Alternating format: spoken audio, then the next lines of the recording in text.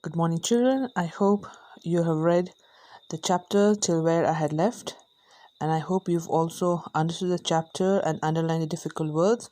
So now let's start again and see what happens after he reaches David Copperfield reaches his aunt's place.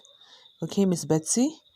Now, after that, she gave me a shirt and trousers belonging to Mr. Dick, a nice old man who lived in my aunt's cottage, covered me with two large, warm shawls, and led me to a soft, comfortable sofa where I fell asleep.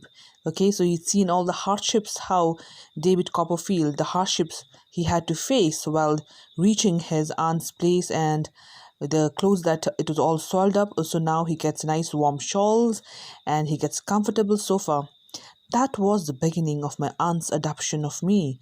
Okay, so now aunt adoption meaning aunt has now finally decided to take care of David Copperfield. She wrote to Mr. Mudstone. Mr. Mudstone, his stepfather, and he and his sister arrived a few days later and was scolded by my aunt for the way they had treated me, that means ill treated him, right? Mr. Mudstone said finally he would take me back, but I did not return there, and then the doors would be shut against me forever. So Mr. Mudstone said if he wanted to go back home, he was ready to take him, but if he did not want to go now, that house would always remain closed for him. Obviously, he would be happy to live with his aunt rather than his stepfather. Yes, children? And what does the boy say? Said my aunt. Are you ready to go, David? I answered no, and pleaded with her not to let me go. Yes, he would never be happy with his stepfather. He'd rather stay with his aunt. So he said, please, pleaded, okay, requesting his aunt not to let him go. She pulled me towards her. Now she's feeling very sorry for David, and so she hugged her, pulled towards her, and pulled me towards her, and said to Mr. Mudstone, you can go when you like. I will take my chance with the boy. So that means I'm going to take care of him. Okay? So, Mr. Mudstone, you can leave now. When they had gone, my aunt announced that she would be my guardian and that I should be called Trotwood Copperfield.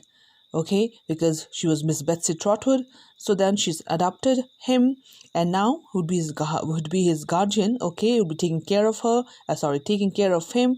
So now he has to change his title, not change, of course, but then he had to add Trotwood as well. Thus, I began my new life in a new name and with everything new about me. So you can see his life will now change, okay, as he comes to stay with Miss Betsy Trotwood. My aunt sent me to school at Canterbury. Since there was no room at the school for boarders, she arranged for me to board with her old lawyer, Mr. Wickfield. Okay, so she also planned to send David Copperfield to a boarding school, but then there was no place for the boarders, so now he's going to stay with Mr. Wickfield, who was the lawyer of Betsy Trotwood. My aunt was happy as I was in this arrangement. Mr. Wickfield's house was quiet and still. Okay, it was very much peaceful.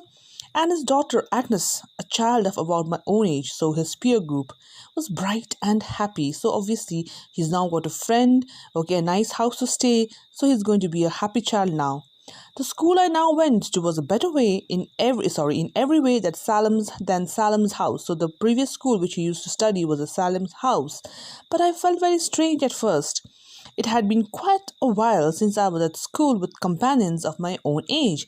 Yes, because we had seen when his mother was alive, he was in the boarding school, but after his mother passed away, he was made to work in your bottling or your wine bottling factory. Therefore, he had been a little distant from the school. So now it was a little awkward, okay, to go to school because he seemed that, okay, that he had forgotten everything I had learned, okay.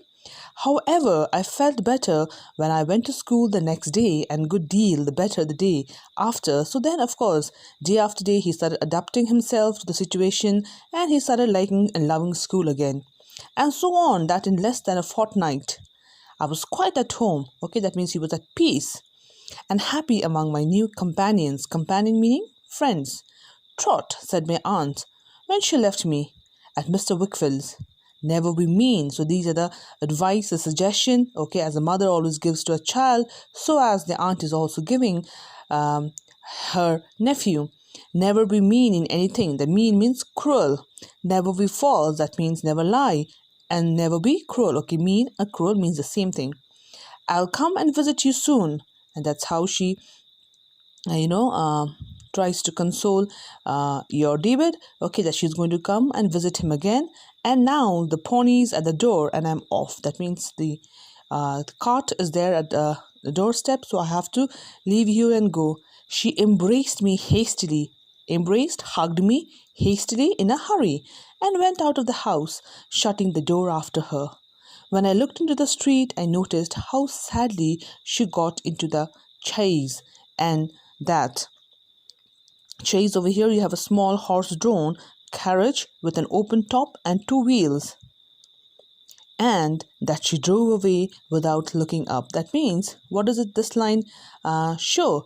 We understand is that your aunt also was very much disheartened, okay, and she was with a heavy heart, not disheartened actually, with a heavy heart. That means she was not happy, like she was about to cry, leaving your David Copperfield, because she really felt for him, because she loved him. Okay, children, so you see how David Copperfield, okay, in this chapter, okay, leaves his stepfather's house and comes to meet his aunt, and then that's how your Charles Dickens, okay, relates, his life story here in this chapter.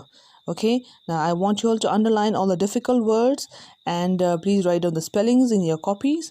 I'll get back to you tomorrow, children. Thank you, children.